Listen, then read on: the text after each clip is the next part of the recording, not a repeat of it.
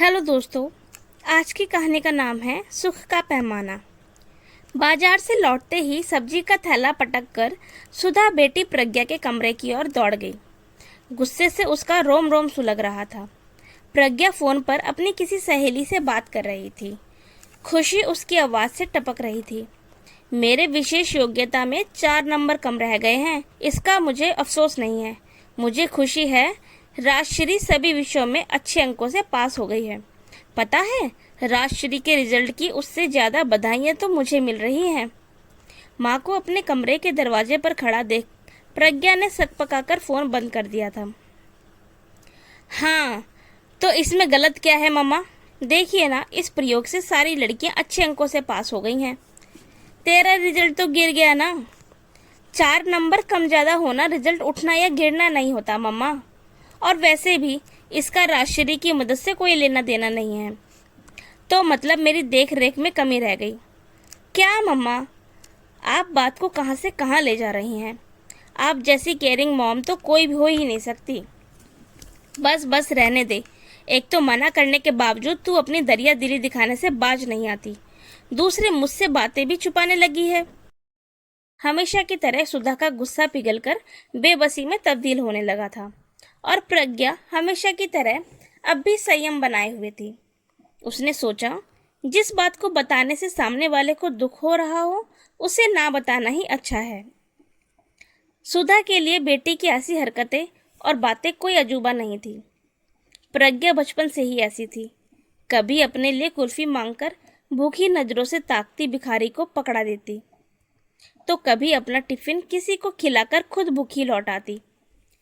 सुधा समझ ही नहीं पाती थी कि इन सब के लिए उसे बेटी की पीठ थपथपानी चाहिए या उसे जमाने के अनुसार चलने की सीख देनी चाहिए। अक्सर वह अकेले में पति के सामने अपना दुखड़ा लेकर बैठ जाती। मुझे तो लगता है हमारे यहाँ कोई सती साध्वी अवतरित हुई है, जिसे अपने अलावा सारे जमाने की चिंता है। हर इंसान का सुख का अपना पैमाना होता है सुधा। दुनिया के सारे लोग पैसा या नाम कमाकर ही सुखी हों, यह जरूरी तो नहीं। हमारी बेटी दूसरों को सुखी देखकर सुखी होती है। आज के मतलब परस्त समाज में यह अव्यवहारिक जरूर लगता है। मुझे उसकी बहुत चिंता रहती है। उसे तो कोई भी आसानी से उल्लू बनाकर अपना उल्लू सीधा कर सकता है। पति के असामयिक निधन के बाद तो सुधा बेटी को लेकर और भी फिक्रमंद हो गई। कॉलेज के अंतिम वर्ष में पहुंच चुकी प्रज्ञा की शादी की चिंता उसे बेचैन करने लगी। दूसरों पर सब कुछ लुटा देने वाली इस लड़की के लिए तो कोई दौलतमंद अच्छे घर का लड़का ही ठीक रहेगा।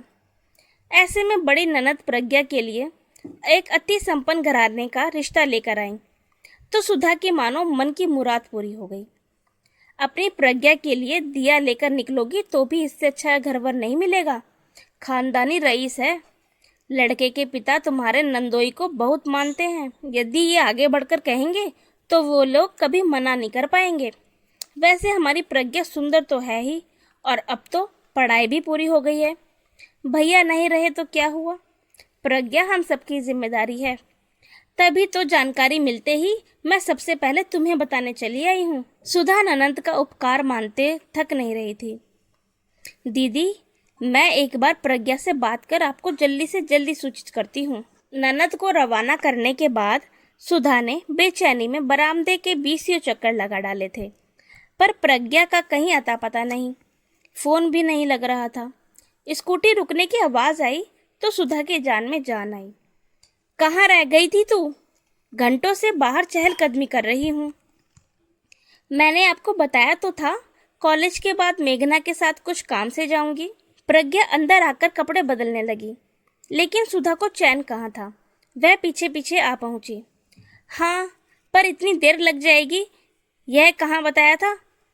खैर वह सब छोड़, तेरी बुआ आई थी, तेरे लिए बहुत अच्छा रिश्ता लेकर आई हैं। प्रज्ञा के कपड़े बदलते हाथ थम से गए। सुधा खुशी से लड़के, परिवार और उसके बिजनेस के बारे में बताए जा रही थी। मम्मा, खाना खाएं, बहुत भूख लगी है। प्रज्ञा ने टोका तो सुधा चुप हो गई। खाने के दौरान भी सुधा रिश्ते की ही बात कर रही थी, लेकिन प्रज्ञा ने कोई उत्साह नहीं दिखाया।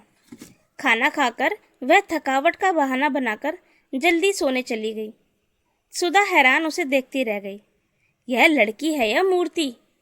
लड़कियां अपने रिश्ते की बात को लेकर कितनी उत्साहित हो जाती हैं, और इसे देखो, खुद के बारे में तो ना सोचने की मानो इसने कसम खा ली है। सवेरे उठते ही सुधा की फिर वही रात वाली बातें शुरू हो गई। मम्मा, मैं अभी कुछ साल नौकरी करके अपने पैरों पर खड़ी होना चाहती हूँ। उसके बाद ही शादी के बारे में फैसला करूंगी। प्रज्ञा ने अपनी बात रखते हुए इस एक तरफा बातचीत को विराम लगाना चाहा, पर कल से संयम बरत रही सुधा का धैर्य जवाब दे गया। इतने अमीर परिवार की बहू बनने के बाद तुझे नौकरी करके अपने पैरों पर खड़े होने की जरूरत ही कहाँ रह जाएगी। यह तो हमारा समय है कि दीदी को तेरा ख्याल आ गया। सुधा को अपनी बात बीच में ही रोक देनी पड़ी, क्योंकि प्रज्ञा के मोबाइल पर किसी का फोन आ गया था और वह किसी से बात करने में बिजी हो गई। तू चिंता मत कर, क्लास के बाद मैं चलूंगी तेरे साथ रिपोर्ट्स लेने। जरूरत हुई तो दूसरे डॉक्टर को दिखा देंगे। तब तक जो दवाएं चल रही हैं आंटी को देती रहना, सब ठीक हो जाएगा। मोबाइल पर बात को खत्म करके प्रज्ञा ने सुधा से कहा, मम्मा, मुझे बहुत जल्दी निकलना होगा। मेघना की मम्मी की तबीयत ठीक नहीं है। कल से उनकी खांसी और कफ ज़्यादा बढ़ गया। कफ में खून भी आने लगा है, तो कुछ टेस्ट करवाने पड़े। उसके पापा लंबे टूर पर बाहर हैं। वह बेचारी घबरा रही थी, तो मैं साथ हो ली। वहाँ भीड़ होने के कारण ही कल टाइम ज़्यादा लग गया था। अभी भी बेचारी फ़ोन पर रो रही थी कि पूरी रात माँ खांसती रही। माँ बेटी दोनों ही पूरी रात जागती रही है।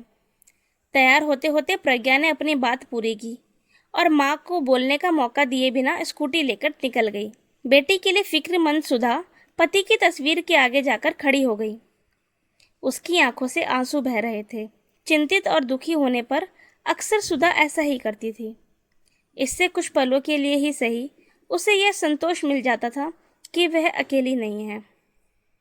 उसके सुख दुख में कोई और भी उसके साथ है। सुधा को लगा तस्वीर न केवल उसके दर्द को समझ रही है, बल्कि उसे दिलासा भी दे रही है।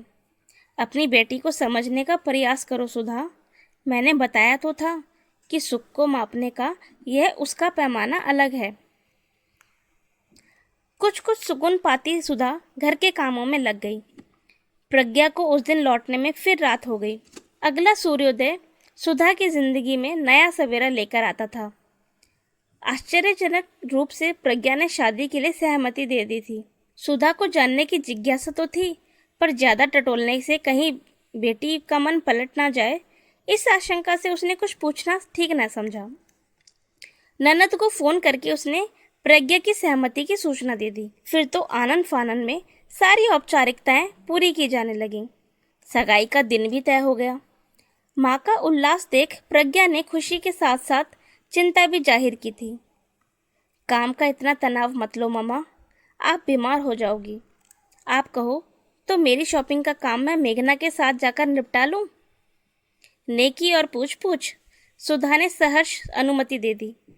तय हुआ कि मेघना को घर बुला लिया जाएगा और सुधा के टेंट वाले के यहाँ से लौटते ही दोनों सहेलियां शॉपिंग के लिए निकल जाएंगी। घर में ज्वेलरी आदि रखी होने के कारण सुधा इन दिनों घर सूना नहीं छोड़ना चाहती थी। अगले दिन सुधा समय से घर लौट आई। चाबी डालकर दरवाजा खोलते ही उसे एहसास हो गया कि मेघना आ चुकी है। रसोई में चाय चढ़ाने जाते वक्त वह प्रज्ञा के कमरे के आगे से गुजरी तो अंदर धीमे आवाज में चल रही बातचीत ने उसके कान खड़े कर दिए। प्रज्ञा, अन्यथा मत लेना, पर मुझे अभी भी यकीन नहीं हो रहा है कि तू पैसे के लालच में किसी और से शादी कर रही है। मैं तो समझती थी कि तू और प्रतीक। सुधा को लगा उसके पैरों के नीचे से जमीन खिसक जाएगी। वह कान लगाकर दरवाजे की ओट में खड़ी हो गई। कल प्रतीक मिला था। मेघना की आवाज़ फिर सुनाई दी। अच्छा, कहाँ? क्या कर रहा था? सुना उसकी नौकरी लग गई है। प्रज्ञा के स्वर की तड़प ने सुधा के साथ साथ मेघना को भी चौंका दिया था। उसके बारे में जानने की इतनी तड़प क्यों? अभी तो तू कह रही थी तुम दोनों के बीच ऐसा कुछ नहीं है। मुझसे सच मत छिपा प्रज्ञा।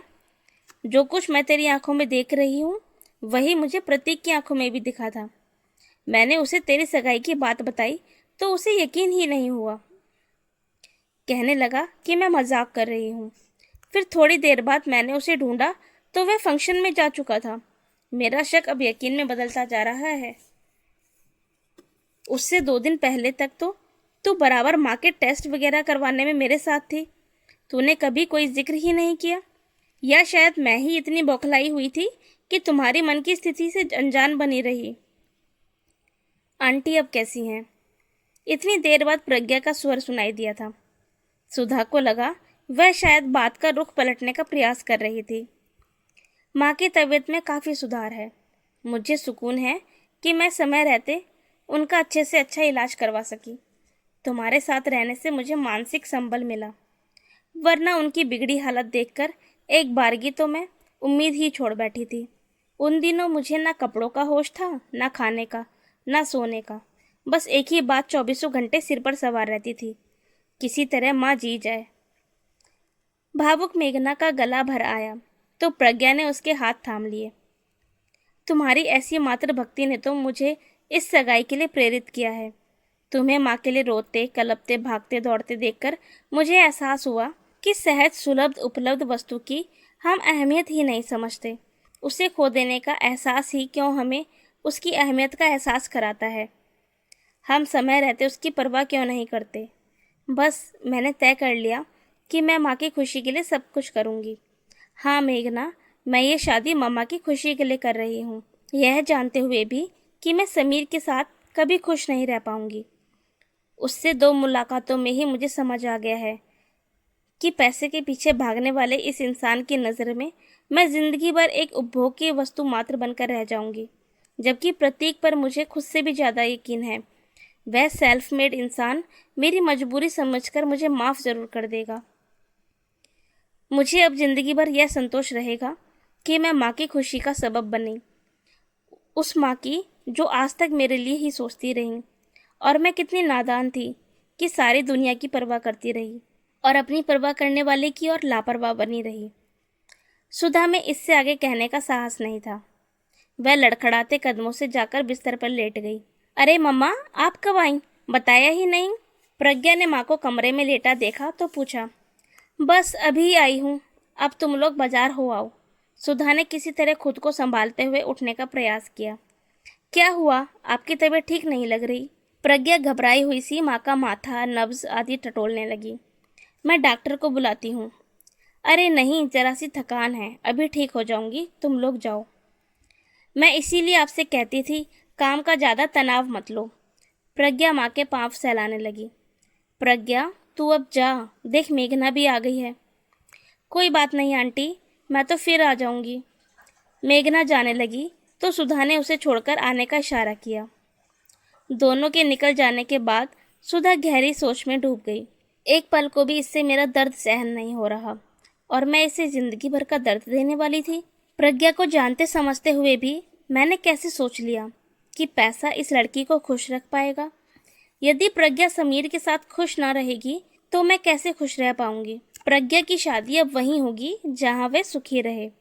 एक दृढ़ निश्चय के साथ उठकर सुधा पति की तस्वीर के सामने खड़ी हो गई।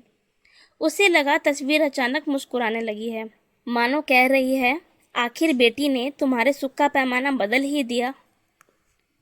दोस्तों, आज की कहानी आपको कैसी लगी हमें कमेंट में ज़रूर बताएं और हमारे चैनल को सब्सक्राइब ज़रूर करें। Thank you for listening.